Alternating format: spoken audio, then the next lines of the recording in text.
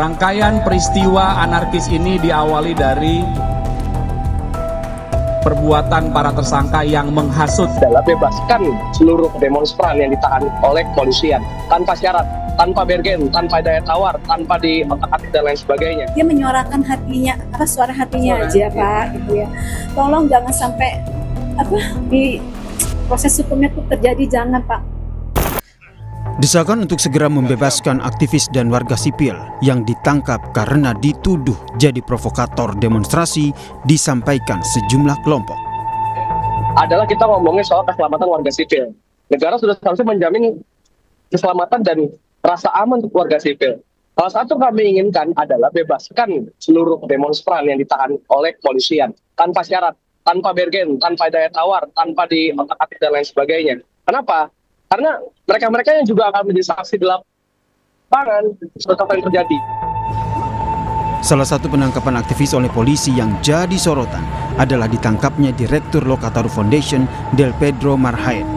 Penyidik menyebut Del Pedro membuat hasutan untuk mengajak terlibat aksi anarkistis termasuk melibatkan pelajar. BPP itu yang terhubung dengan akun-akun ekstrim yang memberikan ajakan seperti yang tadi sebelumnya, seperti itu, pengrusakan, kemudian bom molotov, itu ada hubnya dari akun BPP. Lokataru pun membantah tuduhan polisi soal penghasutan dan mengecam tindakan polisi yang membungkam suara koalisi masyarakat sipil yang mengawasi kinerja pemerintah. Melakukan advokasi, melakukan bantuan hukum gratis, bahkan melakukan pendidikan HAM, pendidikan demokrasi, melakukan penyadaran publik, mengamplifikasi suara-suara tuntutan-tuntutan publik. Lalu justru kami yang dituduh dengan keji gitu sebagai dalang. Ini bentuk tuduhan pengalihan tanggung jawab dari pihak kepolisian kepada orang-orang anak-anak muda yang secara sumber daya tidak mungkin melakukan hal itu. Tidak hanya Del Pedro, polisi juga menangkap warga sipil sekaligus influencer bernama Laras Faizati atas dugaan penghasutan membakar Mabes Polri. Keluarga pun meminta restoratif justice atas proses hukum yang sedang dijalani oleh Laras Faizati di Bareskrim Polri. Kepada Pak Prabowo, kepada Bapak Kapolri, kepada Bapak para penyidik, anak saya ini anak yang baik, gitu. Hanya mungkin ya dia menyuarakan hatinya, suara hatinya aja, Pak, gitu ya. Tolong jangan sampai di proses hukumnya itu terjadi, jangan, Pak. Mohon bantuannya Laras untuk dibebaskan gitu loh, Pak Prabowo, Pak Wakapolri, Pak Kapolrinya. Tolong saya mohon bantuannya.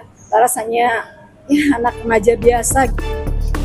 Nama lain yang juga ikut ditangkap adalah admin sekaligus humas Gejayan Memanggil, Syahdan Hussein, yang ditangkap atas tuduhan ikut menyebarkan ajakan perusakan saat aksi unjuk rasa di Jakarta. Hingga saat ini polisi masih memeriksa orang yang diduga sebagai provokator demo ricuh. Sebagian sudah ditetapkan sebagai tersangka. Tim Liputan, Kompas TV.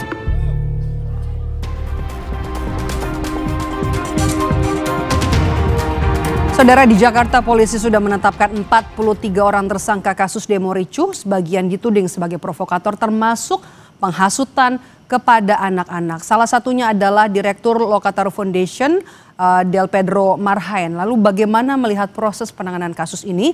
Petang ini kita bahas bersama dengan sejumlah narasumber. Ada Irjen Purnawirawan Anton Carlian, mantan Kapolda Jawa Barat. Kemudian juga ada kuasa hukum Laras Faizati, Abdul Ghafur Sangaji. Nanti juga akan bergabung bersama kami dosen hukum tata negara dari Universitas Andalas. Sudah bergabung. Ada Bung Ferry Amsari. Saya mau ke Bung Ferry terlebih dahulu. Bung Ferry, bagaimana Anda kemudian melihat proses hukum dari kasus ini? Ya, bagi saya banyak tindakan yang tidak sesuai dengan prinsip konstitusional ya. Terutama soal kemerdekaan orang menyampaikan pendapat dan kebebasan orang untuk menyampaikan pendapat itu dalam berbagai media yang mereka miliki. Jadi kurang lebih melanggar pasal 28 dan pasal 28F Undang-Undang Dasar 1945 yang seharusnya dalam berbagai proses hukum tidak boleh dilanggar oleh baik oleh aparat maupun pihak-pihak yang lain. bagi saya terkesan dipaksakan ya untuk kemudian pernyataan-pernyataan di media sosial itu sebagai tindakan untuk dinyatakan sebagai penghasutan. Siapa yang menghasut, siapa yang dihasut, menurut saya terlalu sumir untuk kemudian dikategorikan sebagai sebuah tindak pidana. Ya. Apakah kemudian karena sebuah pernyataan di media sosial lalu di-like oleh seseorang dan ternyata dia dianggap sebagai menghasut? Apakah orang yang me-like itu ikut di dalam peristiwa unjuk rasa? Apakah kalau mereka ikut pula membakar misalnya? Itu sumir sekali bagi saya dan terasa mengada-ada dan dipaksakan. Jadi sekarang kan pihak keamanan sedang mencari-cari jawaban terhadap kalau keamanan terganggu, ada kegiatan pembakaran di unjuk rasa, maka diperlukan subjek atau orang yang kemudian dituduh sebagai pelaku. Padahal tentu ini tidak mudah ya, mengkaitkan Del Pedro misalnya dengan upaya makarkah, pembakarankah, dan lain-lain. Banyak orang kemudian menyatakan, ayo kita berani bersikap, berani melawan, gitu ya. Kenapa pertanyaannya hanya Del Pedro? Padahal kalau ditelisik di media sosial, itu bukan hanya ratusan ribu ya, tapi hampir jutaan orang bicara ayo melawan begitu ya. Oke, kita sudah dapat poinnya, ada kebebasan berpendapat yang kemudian juga akhirnya dipaksakan ya, penghasutan sangkaan terhadap orang-orang yang ditangkap ini. Pak Anton, Anda melihatnya seperti apa? Apakah kemudian dasar-dasar yang digunakan polisi untuk menangkap orang-orang ini di Jakarta, ada Laras Faizati, kemudian juga Del Pedro, sudah tepat atau belum?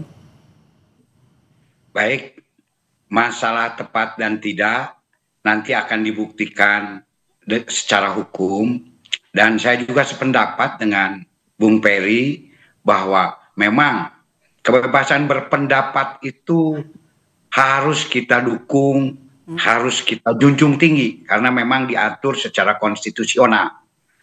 Namun di dalam hal ini saya yakin dan percaya bahwa polisi di sini tidak sedang mengusut masalah kebebasan berpendapat, karena ketika mahasiswa adik-adik mahasiswa ini melakukan unjuk rasa, tidak ada satupun juga dari Korlap atau siapapun juga yang ditangkap, bahkan dikawal, difasilitasi. Nah, di sini justru kami dengar dari Humas bahwa yang dikenakan pasal pidana itu adanya penghasutan, adanya ajakan untuk pengrusakan, bahkan bom molotov. Tapi walaupun demikian, ini tetap harus dibuktikan secara jelas, dan pembuktian itu ada di nanti di pengadilan. Bukti-bukti apa yang harus dibutuhkan ya, untuk membuktikan sangkaan ini, Pak? Kenapa? Bukti-bukti apa yang diperlukan polisi penyidik untuk membuktikan sangkaan ini? Nah, di sini dari akun-akun itu ada ajakan-ajakan. Karena salah satu bahwa kejanggalan-kejanggalan di dalam gerakan ini terjadinya masif ini adanya media sosial sebagai alat.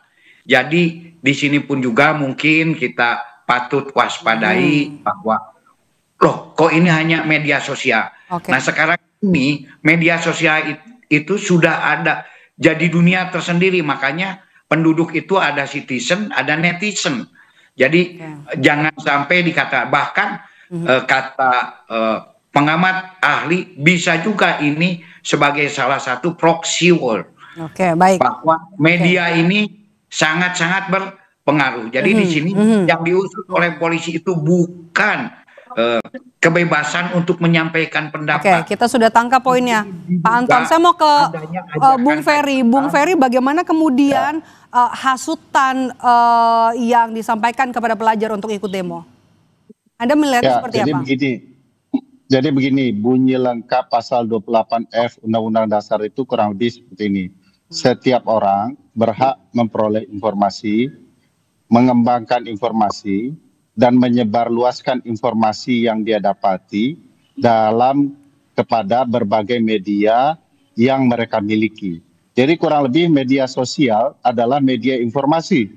Kalau saya menyebarkan informasi bahwa DPR mengatakan rakyatnya tolol, begitu ya, lalu kemudian hidup dengan gaya hedonistik, ya, berjoget sana sini, sana kemari, lalu saya sebarkan. Dan saya bilang bahwa ini tidak elok, tidak baik.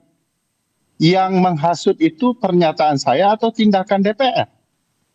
Kalau publik marah karena tindakan DPR, maka DPR harus dinyatakan sebagai orang yang melakukan penghasutan. Karena orang marah, gitu ya. Nah, sekarang mari kita lihat unsur-unsur penghasutan itu, terutama terhadap orang yang dihasut. Saya tidak melihat ya, orang Del Pedro ya, saya kenal dia orang saja tidak besar badannya, kurus bahkan gitu ya, lalu punya kemampuan untuk kemudian mempengaruhi orang agar terhasut ucapannya. Dia hanya seorang pemuda yang bergerak demi kepentingan masyarakat sipil, menyuarakan pendapatnya, ya. Nah, masa orang menyuarakan pendapat kemudian dituduh menghasut? Yang terhasut siapa, begitu ya? Apakah orang terhasut itu karena Del Pedro atau karena tindakan para penyelenggara negara? Kan dua hal yang perlu diperhatikan baik-baik. Harus hati-hati nih penyidik untuk memproses kasus ini. Saya mau ke Pak Abdul Ghafur. Bagaimana kemudian proses hukum klien Anda, Laras Faizati, saat ini? Ya, makasih Mbak Meidap. Jadi untuk kasusnya Laras, saya kira itu tidak beda jauh dengan yang tadi sudah disampaikan oleh Bang Ferry ya, bahwa untuk kasus Laras begini, Laras ini seorang anak muda yang bekerja di lembaga internasional AIPA di bawah ASEAN, yaitu Asosiasi Antar Parlemen khususnya untuk negara-negara ASEAN.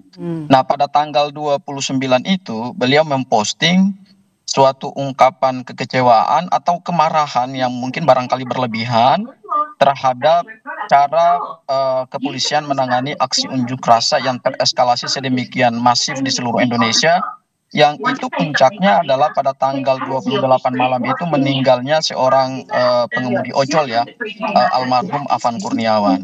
Nah, pada tanggal 29 itu beliau memposting sesuatu postingan yang nadanya memang ada isi untuk seperti membakar gedung Mabes Polri ya. Kemudian pada tanggal 31 Agustus itu ya, 2 hari setelah diposting, kemudian tanggal 31 Agustus ada yang kemudian melaporkan perkara tersebut ke Baris Krim Polri, dan 1 hari setelah LP naik, kemudian pada tanggal 1 itu langsung Tapi polisi menuding klien Anda ini melakukan provokasi untuk membakar Mabes Polri. Iya. Kalau kita lihat pasal-pasal yang ditetapkan itu kan adalah semuanya adalah pasal penghasutan ya. Pasal 28A, pasal 28 ayat 2 Undang-Undang ITE, kemudian ada pasal 32 Undang-Undang ITE, pasal 160 KUHP, dan pasal 161 KUHP. Semua pasal itu adalah pasal penghasutan. Kalau kita lihat pada delik penghasutan, sebagaimana yang juga disampaikan oleh Bang Ferry tadi, ya, bahwa harus ada terpenuhi unsur-unsur deliknya gitu ya. Apalagi Mahkamah Konstitusi dalam judicial review terkait dengan pasal penghasutan itu sudah mengkualifisir penghasutan itu sebagai delik material ya, yaitu antara kegiatan penghasutan yang dilakukan oleh seorang penghasut terhadap terhasut, kemudian harus ada akibat gitu ya.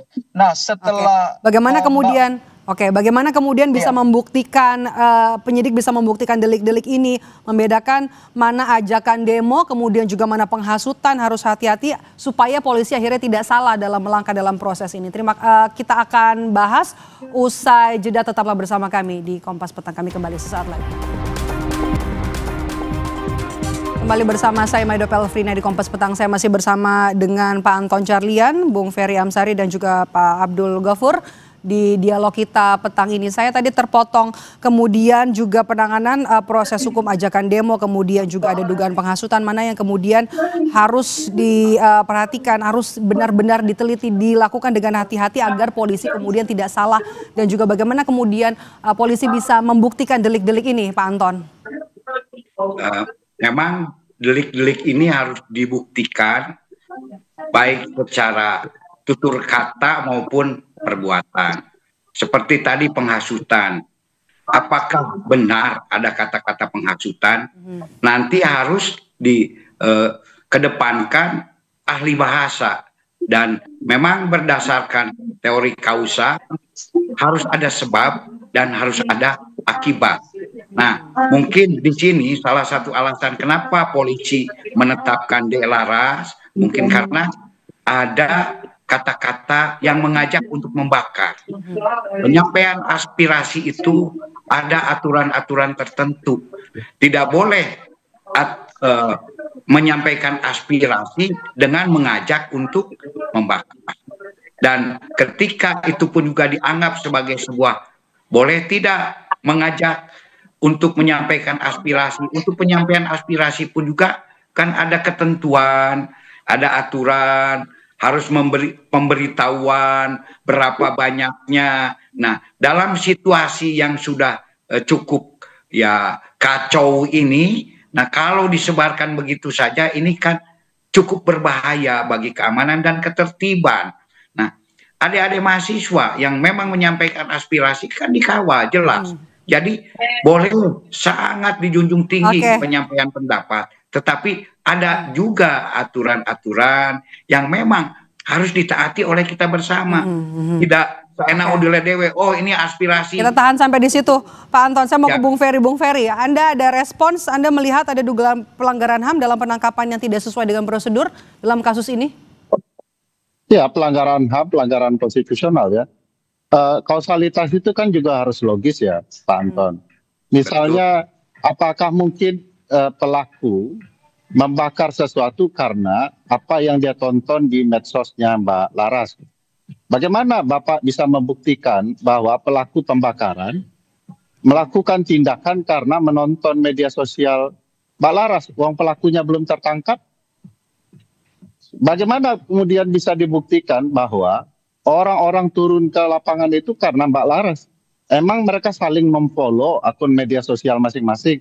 Dari mana kemudian para penegak hukum kemudian membangun logika itu? Jangan-jangan ini semua logika imajiner saja yang kemudian menurut saya tidak terlalu tepat untuk kemudian menuduh seseorang. Jadi sekarang aparat malah sedang mencari-cari kesalahan orang, mencari pelaku yang kemudian enak dikambing hitamkan gitu ya. Padahal tidak terdapat logika yang benar. Prinsipnya apapun proses penegakan hukum yang mau ditegakkan, penghormatan terhadap konstitusi harus dijunjung tinggi. Tidak boleh terburu-buru ya, asal main tangkap, asal ada yang bersalah, asal ada kambing hitamnya. Sepanjang tidak runut logikanya, unsur yang akan mau dibuktikan nanti itu akan berantakan menurut saya. Pak Anton, logika imajiner kemudian juga mencari-cari kambing hitam. Saya kira boleh saja berkata demikian, tetapi yang jelas bahwa Indonesia ini sudah kehilangan kerugian material dan imaterial itu, kalau material hampir 900 M. Dan ketika terjadinya satu penyampaian aspirasi yang mengakibatkan kerusakan, sesuai dengan perintah daripada pimpinan kita tertinggi pun juga agar diusut secara tuntas dan dicari dalangnya. Nah, apakah ini hubungan kausa ini ada hubungannya atau tidak? Silahkan nanti hukum yang menilai, masyarakat yang menilai. Ketika ada satu akun yang mengajak agar membakar, kemudian terjadi pembakaran di lapangan, nah apakah itu ada hubungannya atau tidak? Silahkan nanti kita buktikan secara hukum di pengadilan. Saya mau ke Bung Ferry. Mbak Maidon. Bung Ferry. Bung Ferry, saya mau ke poin soal desakan. Ada desakan kemudian untuk membebaskan mereka yang dituding jadi provokator. Beralasankah desakan ini? Ya, alasan itu sangat masuk akal. Karena pihak kepolisian harus menjelaskan dulu. Seseorang itu dituduh melakukan kegiatan penghasutan itu karena apa? Siapa yang dihasut dan karena apa mereka melakukan tindakan dari yang menghasut. Ini kan tidak sinkron ya, bukti-bukti belum bertemu, orang yang membakarnya seperti apa, apakah dia terhasut karena medsosnya Mbak Laras, lalu tapi sudah kemudian ditangkap. dia dituduh sedemikian rupa, ya sudah main ditangkap saja. Tidak bisa bahasa yang digunakan kita tunggu pengadilan. Loh, sebelum masuk ke pengadilan Harus ada bukti-bukti ya. Untuk seseorang kan harus ada 2 alat bukti yang cukup ya, yang betul-betul beralasan orang ini bersalah. Jadi bagaimana mungkin ada orang yang terhasut, ada orang yang menghasut, tetapi tidak ada orang yang terhasut. Kalau kaitannya dengan media sosial, apakah yang terhasut memfollow Mbak Laras atau dia menonton? Bagaimana? Tahan sampai di situ, Bang Ferry. Pak Abdul Ghafur, apa yang kemudian Anda akan perjuangkan? Bagaimana perjuangan Anda untuk klien Anda? Iya, jadi Pak Anton sama Mas Ferry, saya ingin memberikan catatan terhadap 2 hal. Yang pertama dari sisi hukum formil, pidana formil, ini proses penetapan tersangka sampai kemudian perintah penangkapan dan penahanan itu nggak sesuai dengan prosedur KUHAP. Jadi pada saat LP dibuka itu tidak pernah ada tahap penyelidikan. Ya, seharusnya kan ada tahap penyelidikan dulu, kemudian terlapor memberikan klarifikasi, kemudian setelah itu ditentukan kalau ada peristiwa pidananya, baru naik tahap penyidikan. Ini sama sekali tidak pernah dilakukan penyelidikan dan tidak pernah dimintai klarifikasi. Tiba-tiba sudah datang penyidik Baris Krim Polri membawa. Apa kata polisi Pak saat itu? Pada saat penangkapan? Apa kata polisi pada saat penangkapan? Pada saat kami mendampingi Mbak Laras itu, kami bertanya, kok kenapa tidak dilakukan klarifikasi pada tahap penyelidikan? Kata polisi bahwa ini suatu keadaan yang genting. Saya ingin memberi catatan di sini, Pak Anton. Keadaan genting itu tidak bisa kemudian kita menabrak hukum acara kita ya. Kita ini negara hukum, jadi semua harus berdasarkan hukum. Itu dari sisi hukum formil. Kemudian dari sisi hukum pidana material, sebagaimana tadi yang disampaikan oleh Mas Ferry tadi, Bang Ferry tadi, bahwa ini harus bisa dibuktikan dulu karena pernyataan Mbak Laras terkait dengan kata-kata membakar gedung Mabes Polri itu tidak pernah terjadi dampak apapun. Ya, kalau ada yang menghasut pembakaran kemudian terhadap gedung-gedung lain atau fasilitas publik, barangkali ada ketersambungannya atau ada asas kausalitasnya gitu. Tapi terhadap Mbak Laras, ini Mbak Laras hanya membuat satu story Instagram kemudian diviralkan oleh orang yang kita juga nggak tahu, oleh akun-akun yang nggak jelas. Kemudian tidak pernah ada peristiwa pembakaran terhadap gedung Mabes Polri. Tetapi oleh penyidik ini dirumuskan sebagai suatu tindak pidana atau dugaan tindak pidana. Menurut kami kan harus terpenuhi dulu unsur-unsur tindak pidananya gitu. Kita bicara delik material ya, ini bukan delik formil. Penghasutan itu harus jelas antara 3 unsur utama, siapa yang menghasut, siapa yang terhasut, dan harus ada akibat nyata, akibat konkret dari suatu penghasutan itu. Kalaupun memang Mbak Laras menyampaikan kata-kata bakar gedung Mabes Polri, itu bisa jadi berdasarkan hasil pemeriksaan penyidik, itu hanya ungkapan kekecewaan yang spontan dan tidak diikuti oleh aksi massa, tidak diikuti oleh mobilisasi massa. Dan Mbak Laras ini ingat loh ya, dia bukan demonstran, dia tidak terlibat di dalam aksi-aksi anarkis, aksi-aksi lapangan. Hanya seorang profesional bekerja di lembaga internasional, tapi kemudian pada saat momen Pak Anton, bagaimana Anda menjawab tudingan dari salah satu orang yang ditangkap, kemudian juga ada tudingan cacat prosedur, kemudian juga pembuktian soal penghasutannya? Baik, justru di sini apapun juga tadi penyampaian aspirasi itu apapun juga alasannya tidak boleh melakukan satu ajakan yang bersifat pembakaran. Nah, apakah ini berhasil atau tidak? Misalkan sekarang, maaf saja, ada di akun yang mengajak untuk membakar rumah Pak Abdul Ghafur. Nah, kemudian tidak terjadi. Tidak terjadi itu karena apa?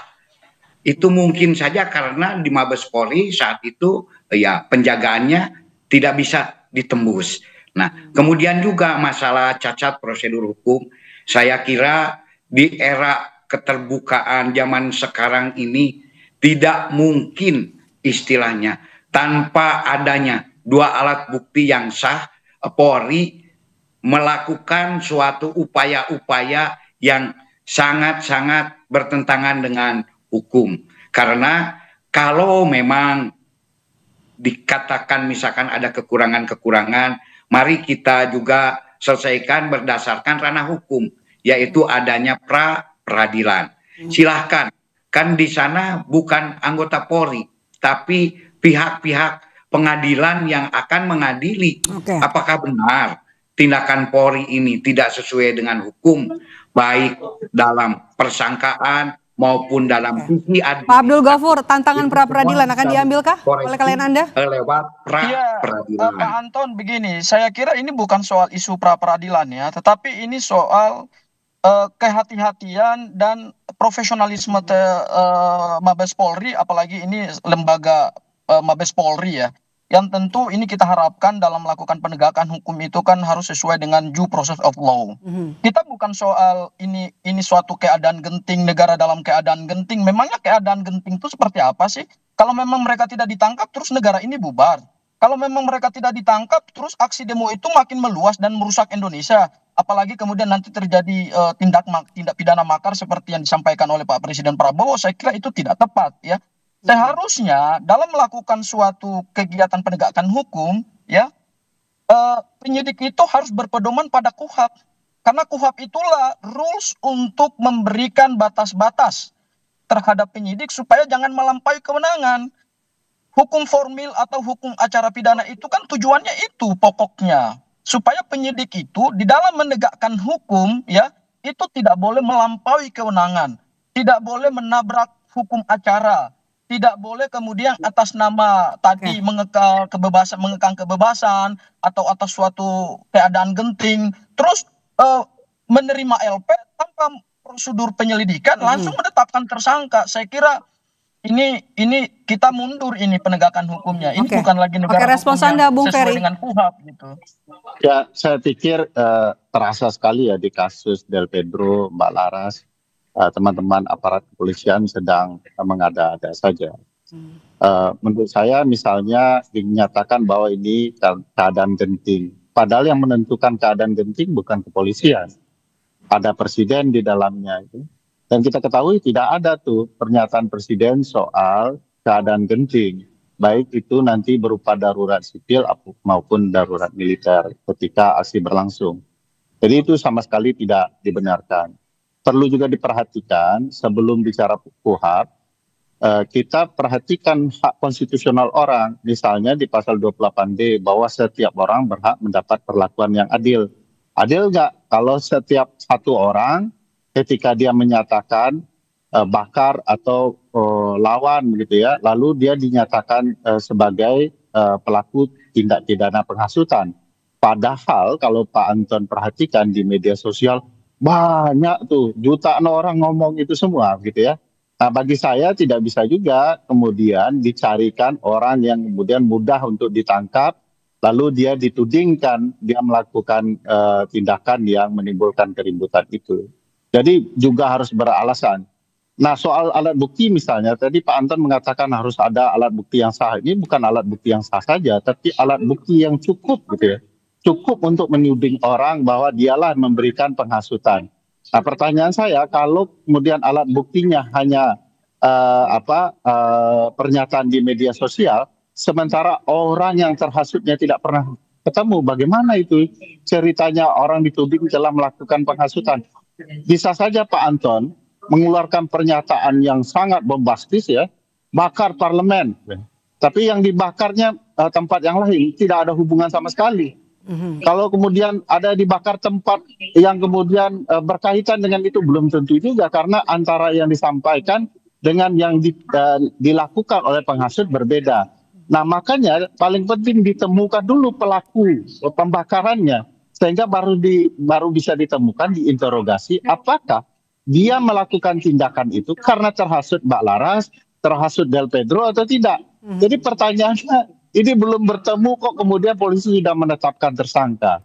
Jadi mestinya alat bukti yang cukup itu betul-betul bisa mengarahkan seseorang sebagai pelaku tindak pidana. Kalau tidak, itu negara bermain asal saja dalam menegakkan. Terakhir, saya mau ke Pak Anton. Pak Anton, bagaimana kemudian Anda menjawab keberatan-keberatan dari Bung Ferry dan juga kuasa hukum dari Laras Faizati, kemudian juga agar polisi bisa bekerja maksimal dan juga transparan dalam mengungkap kasus ini?